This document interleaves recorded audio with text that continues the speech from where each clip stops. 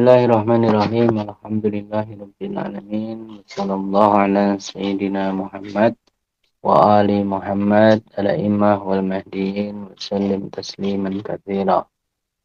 Kita akan melanjutkan pembacaan kitab Aqaidul Islam pada bagian kedua tentang pembuktian khalifah Allah pada bagian yang kedua, yakni kedua, riwayat Khalifah Allah Al-Mahdi. Baginda Rasulullah SAW telah memberitakan bahwa Al-Mahdi adalah Khalifah Allah. Ini tidak diperselisihkan di kalangan Syiah dan ada banyak riwayat-riwayatnya.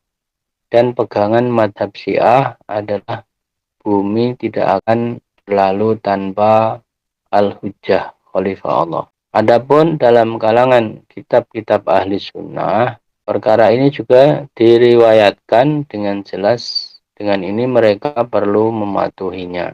Kitab Sunan Ibnu Majah dikatakan pada kami Muhammad bin Yahya dan Ahmad bin Yusuf, katanya dikatakan pada kami Abdur Razak dari Sufyan Ats-Tsuri, dari Khalid Al-Hazza, dari Abi Kulabah, dari Abu Asma Ar-Rabi, dari Tauban, beliau berkata, Rasulullah Shallallahu Alaihi Wasallam bersabda, peperangan yang terpendam sisi kamu ada 3 pihak, semuanya putra khalifah. Kemudian tidak berakhir pada seorang dari mereka. Kemudian muncul panji-panji hitam dari arah timur. Mereka melakukan peperangan terhadap kalian yang tidak akan pernah dilakukan kaum sebelumnya. Kemudian baginda Nabi menyebutkan sesuatu yang tidak aku ingat dan bersabda, bila kalian melihatnya, maka berbaiatlah kepadanya walaupun dengan merangkak di atas salju. Sesungguhnya dia adalah Khalifah Allah Al-Mahdi. Rujukan 1. Berikutnya dikeluarkan oleh Al-Hakim dalam Al-Mustadrak dengan sanad lain dari Sufyan Ats-Tsauri, diberitakan pada kami Abu Abdullah As-Sofar dari Muhammad bin Ibrahim bin Arumah dan dari Al-Husain bin Hafs, dari Sufyan, dari Khalid Al-Hazza, dari Abi Kulabah, dari Abi Asma, dari Taubah radhiyallahu anhu, dia berkata, Rasulullah Shallallahu Alaihi Wasallam bersabda, peperangan terpendam di sisi kamu ada 3 pihak, semuanya putra khalifah. Kemudian tidak berakhir seorang dari mereka, kemudian muncul panji-panji hitam dari arah timur. Mereka melakukan peperangan terhadap kalian, peperangan yang tak pernah dilakukan kaum sebelumnya. Kemudian baginda menyebutkan sesuatu lalu bersabda, bila kalian melihatnya, maka berbaiatlah kepadanya walaupun dengan merangkak di atas salju. Sesungguhnya dia adalah Khalifah Allah Al-Mahdi. Hadis ini sahih mengikut syarat kedua Syekh Bukhari dan Muslim, rujukan yang kedua. Di dalam kitab yang lain, Al-Mustadrak ala anna as-sahihain oleh Al-Hakim diberitakan kepada kami Al-Husain bin Yaqub bin Yusuf Al-Adl dari Yahya bin Abi Thalib, dari Abdul Wahab bin Atta, diberitakan dari Khalid Al-Hazza, dari Abu Kulabah, dari Abi Asma, dari Taubah radhiyallahu an. Baginda telah bersabda, apabila kamu melihat panji-panji hitam keluar dari arah Khurasan, datanglah kepadanya walaupun dengan merangkak, karena di sana ada Khalifah Allah Al-Mahdi. Hadis ini sahih mengikut syarat kedua Syekh Bukhari Muslim, walaupun mereka tidak mengeluarkannya. Berikutnya dalam Musnad Ahmad bin Hanbal diberitakan pada kami Abdullah dari bapakku dan Waqi' dari Syari' dari Ali bin Zaid dari Abi Kulabah dari Tauban, katanya Rasulullah Shallallahu Alaihi Wasallam bersabda, apabila kamu melihat panji-panji hitam datang dari arah Khurasan, datanglah kepadanya, karena di sana ada Khalifah Allah Al-Mahdi. Rujukan 4.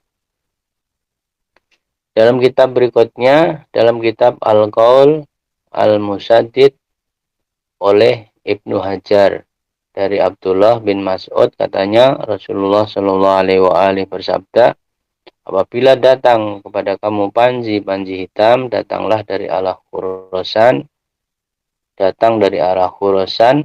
pergilah kepadanya, karena di sana ada Khalifah Allah Al-Mahdi. Rujukan 5. Keluarkan oleh Abu Nu'aim Al-Isyabani 40 hadis mengenai Al-Mahdi. Hadis ke-16 dari Abdullah bin Umar, katanya Rasulullah Shallallahu Alaihi Wasallam bersabda, Al-Mahdi keluar dan ada serban di atas kepalanya. Ada penyeru yang menyeru, ini Khalifah Allah Al-Mahdi, maka jadilah pengikutnya. Rujukan. Bagian berikutnya adalah penemu dari Al-Quran dan penemuan dari Al-Quran dan As-Sunnah. Sejak hari pertama manusia di muka bumi ini, terdapat pelantikan khalifah, yaitu Adam alaihissalam dan Daud yang datang setelah Adam. Lama setelah bertahun-tahun juga disebut dalam Al-Quran bahwa dia adalah Khalifah Allah. Tapi pada hakikatnya mereka tidak merasakan untuk beriman dengan Nabi-Nabi alaihissalam. Mereka membantah dijadikan Khalifah Allah di muka buminya seperti Adam alaihissalam dalam Al-Mahdi. Dan juga akhirnya mengambil tempat sebagai Khalifah Allah di buminya. Dengan itu, jika kita anggap agama Allah terkadang dalam sebuah kitab dan kita buka halaman awal, kita akan dapati tertulis di dalamnya Adam adalah Khalifah Allah. Dan kita buka halaman di tengah-tengah, kita akan dapati Daud adalah Khalifah Allah. Dan kita buka halaman penghujungnya, kita akan dapati Al-Mahdi adalah Khalifah Allah.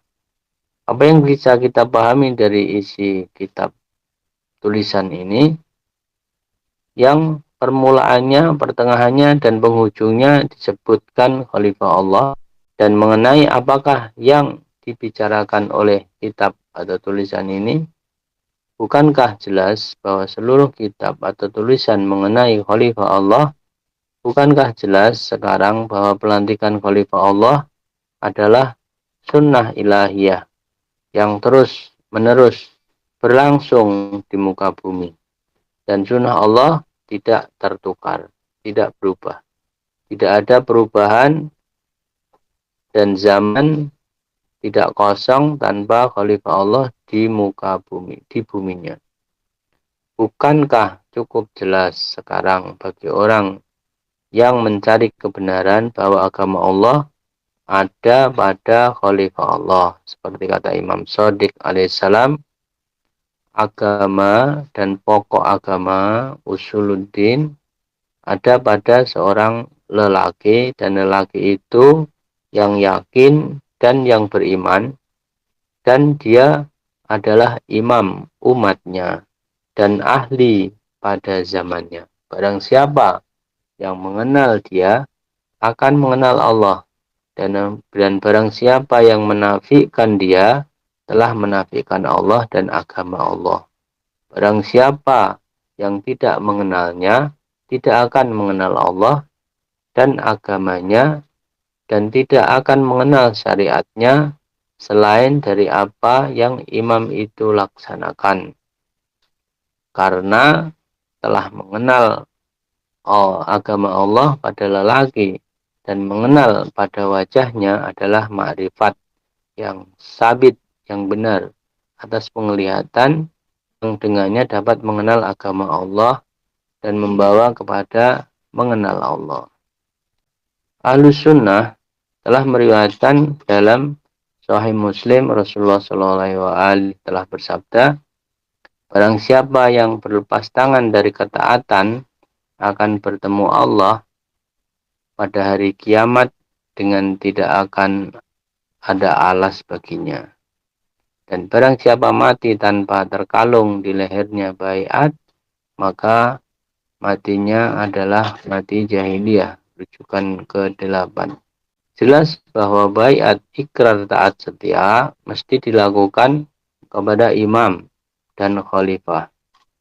Maka maksud hadis tersebut adalah orang-orang yang tidak memberikan baiat kepada khalifah atau imam, maka matinya mati jahiliyah. Ini bermakna tidak ada manfaat bagi puasa, sholat, dan ibadahnya maupun imannya kepada Muhammad Rasulullah Shallallahu Alaihi Wasallam jika di lehernya tidak ada baiat yang diberikan kepada seorang lelaki tertentu khalifah.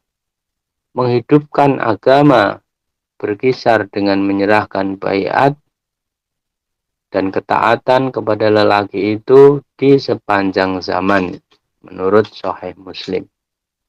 Oleh karena hadis ini menghadapkan setiap individu muslim ke hari kiamat agar berbaiat, berjanji setia kepada seorang lelaki tertentu yang dilantik atau matinya adalah mati jahiliyah. Karena wilayah adalah kepunyaan Allah dan pemerintahan atas penciptaan adalah hak Allah pada asasnya. Allah berfirman, qala Allah Ta'ala, Allahul Malikul Haq, wala ta'jal bil Qur'an min qabli ayyuqdha ilaika wahyu wa qur rabbi zidni ilma. Maka Allah Maha Tinggi, Raja yang benar-benarnya. Dan janganlah kamu tergesa-gesa membaca Al-Quran sebelum disempurnakan mewahyukannya kepadamu. Dan katakanlah, ya Tuhanku, tambahkan kepadaku ilmu pengetahuan. Allah berfirman, Allahul Malikul Haq, la ilaha illa huwa Rabbul Arsyil Karim. Maka Allah yang Maha Tinggi, Raja yang sebenarnya, tidak ada Tuhan selain Dia, Tuhan Arsy yang mulia. Maka pemindahan raja dan kerajaan kepada selain Allah dan pewaris Allah memerlukan dalil qat'i, petunjuk yang jelas, petunjuk yang khusus. Dengan itu diwajibkan mencari apakah dalil naklinya tentang wilayah dan lantikan Allah bagi khalifah dan imam agar membaiatnya dan perlu menghindarkan diri dari mati dalam keadaan jahiliyah. Adapun pelantikan dirinya sendiri atau oleh manusia, yaitu mereka yang tidak melanggar aturan secara berlebih-lebihan dengan ceroboh dan memusuhi kerajaan Allah dan pemerintahannya adalah tanpa keizinan Allah. Dengan demikian, bagi ajaran yang mengatakan pelantikan dan pewarisan yang bukan dari lantikan Allah dan membaiatnya dan difardukan taat kepadanya adalah batal. Adapun hadis yang sama yang dianggap sebagai dalil atas kewajiban berbaiat dan taat kepada yang bukan dilantik dan bahwa manusia tidaklah mati secara jahiliyah, maka ini adalah tanpa pengesahan dan tanpa mencelupkan penukarannya. Bahkan hadis yang sama menunjukkan supaya taat dan kekhalifahannya tidak akan terjadi melainkan dilantik dan menjadi pengganti dari Allah.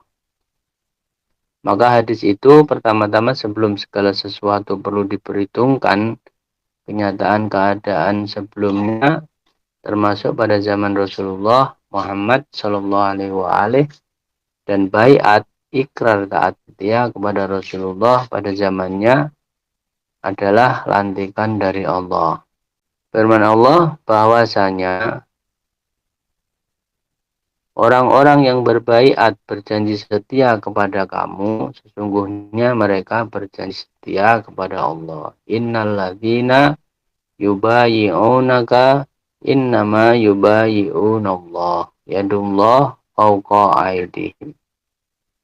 Tangan Allah di atas tangan mereka. Maka barang siapa yang melanggar janjinya, niscaya akibatnya ia melanggar janji itu akan menimpa dirinya.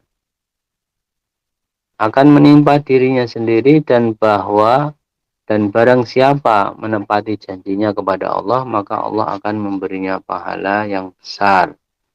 Sesungguhnya Allah telah ridho terhadap orang-orang mukmin ketika mereka berjanji setia kepadamu di bawah pohon. Maka Allah mengetahui apa yang ada di dalam hati. Di dalam hati mereka, lalu menurunkan ketenangan ke atas mereka dan memberi balasan kepada mereka dengan kemenangan yang dekat. Dan berbaiat atau berjanji setia kepadanya di sini adalah pelantikan dari Allah. Maka barang siapa yang mau menukar syarat-syarat berbaiat kepadanya dan keadaannya dari yang asli, hendaklah dia mendatangkan dalil yang qat'i.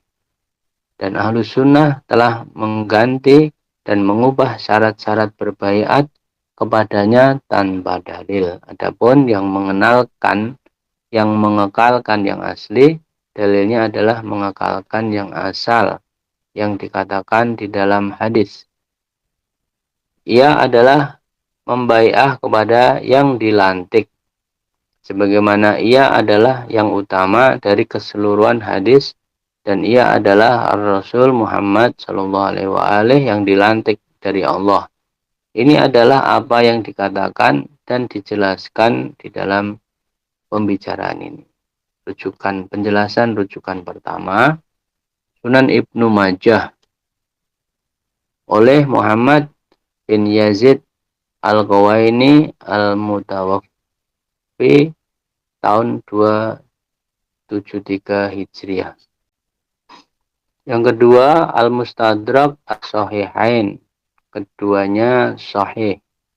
Al-Hakim An-Naisaburi tahun 405 Hijriah. Yang ketiga, Al-Mustadrak As-Sahihain. Keduanya sahih. Yang keempat, Musnad Ahmad bin Hambal oleh Ahmad bin Hambal tahun 241 Hijriah. Jilid 5 halaman 277. Yang kelima, perkataan cemerlang dalam mempertahankan Musnad Ahmad Ibnu Hajar halaman 69. Rujukan keenam, Al-Hawi Lil Fatwa Suyuti jilid 2 halaman 61. Rujukan ketujuh, Basairud Darajat Muhammad bin Hasan As-Sofar halaman 549. Ringkasan Basairud Darajat. Berikutnya adalah yang ketiga, dalil nakli dalam perjanjian lama atau Taurat. Hujjah dalam kitab Taurat.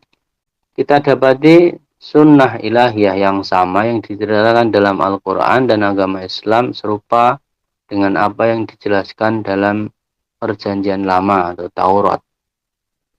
Berikut adalah beberapa ayat yang sesuai. Kemudian Tuhan berfirman kepada Musa, sesungguhnya sudah dekat waktunya bahwa engkau akan mati, maka panggillah Yasha atau Yusha, dan berdirilah bersama-sama dengan dia dalam kemah pertemuan, supaya aku memberi perintah kepadanya. Lalu pergilah Musa dan Yusha berdiri dalam kemah pertemuan. Ucapan ini jelas ditujukan kepada Yusha, dia adalah wasi Musa alaihissalam. Inilah berkat yang diberikan Musa, rijal Allah, kepada Bani Israel sebelum dia mati. Musa mengatakan, Tuhan datang dari Sinai seperti terang yang bersinar pada pagi hari, dari Sair seperti terang yang bersinar dari gunung Faron, dan datang dari tengah-tengah puluhan ribu orang yang kudus. Di sebelah kanannya tampak kepada mereka api yang menyala. Sungguh ia mengasihi hambanya, semua orangnya yang kudus. Di tangan mereka, mereka duduk pada kakimu, pada kaki Tuhan, menangkap sesuatu dari firman Tuhan. Nas atau teks ini menyebut Musa, Isa, dan Muhammad, dan boleh dikaji kembali seperti yang diterangkan oleh tafsir teks doa As-Samad. Juga kata Raja Daud, panggillah Imam Zodak atau Soduk, Nabi Nathan, dan Benayahu bin Yawiyadak. Mereka masuk menghadap raja, dan raja berkata kepada mereka, bawalah para pegawai tuan ini, naikkan anakku Sulaiman ke atas pikul betina kendaraanku sendiri, dan bawa dia ke Gihun. Imam Zadok dan Nabi Nathan harus memberkati dia di sana menjadi raja atas Israel. Kemudian kamu meniup sangkakala dan berseru, hidup raja. Sesudah itu kamu berjalan pulang dengan mengiring dia. Lalu ia akan masuk dan duduk di atas tahtaku, sebab dialah yang harus naik tahta menggantikan aku, dan dialah yang akan kutunjuk menjadi raja atas Israel dan Yahuda. Lalu Benayahu bin Yawiyadak menjawab raja, amin. Demikianlah kiranya firman Tuhan, ilah Tuhanku raja, sebagaimana Tuhan menyertai tuanku raja, demikianlah kiranya ia menyertai Sulaiman.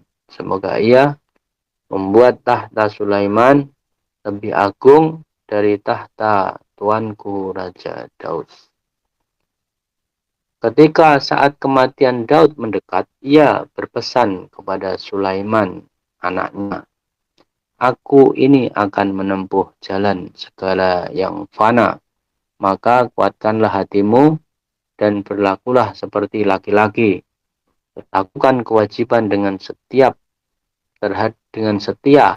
terhadap Ar-Rabb Tuhanmu, dengan hidup menurut jalan yang ditunjukkannya, dengan tetap mengikuti segala ketetapan, perintah, peraturan, dan ketentuannya, seperti yang tertulis dalam hukum Musa, supaya engkau beruntung dalam segala yang kau lakukan dan dalam segala yang kau tuju, dan supaya Tuhan menepati janji yang diucapkannya tentang aku, yakni jika anak-anakmu laki-laki tetap hidup di hadapanku dengan setia, dengan segenap hati, dan dengan segenap jiwa, maka keturunanmu tak akan putus dari tahta kerajaan Israel. Kedua teks di atas dengan jelas menunjukkan bahwa Nabi Allah Raja Sulaiman alaihissalam adalah wasi Nabi Allah Raja Daud alaihissalam, dan yang mewasiatkan kepada Sulaiman dengan perintah Allah subhanahu wa ta'ala. Ada satu lagi, keempat adalah dalil nakli perjanjian baru dari Injil. Keempat, dalil nakli perjanjian baru Injil. Sesudah sarapan, Yesus berkata kepada Simon Petrus atau Sam'un, Simon bin Yuna, apakah engkau mengasihiku lebih daripada mereka ini?